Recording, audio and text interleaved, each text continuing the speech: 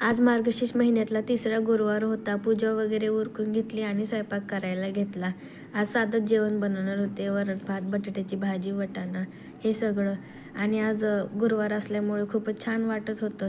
उपासाच्या दिवशी घर अगदी प्रसन्न प्रसन्न वाटतं. पूजेचं हे सगळं वातावरण खूप छान वाटतं.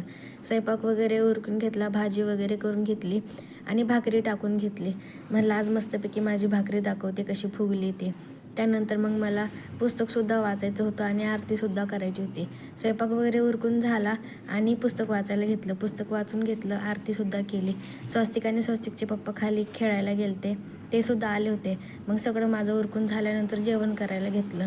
जेवण झाल्यानंतर मग भाजी निसायची होती. सकाळच्या डब्यासाठी भाजी आणून ठेवली होती मेथीची. ती स्वस्तिकच्या पप्पाच्या मदतीने निसून घेतली आणि भाजी निसून झाल्यानंतर सगळा पसारा उचलून घेतला आणि मग आजच्या पुरतं एवढंच. तोपर्यंत बाय बाय. भेटू उद्याच्या ब्लॉगमध्ये.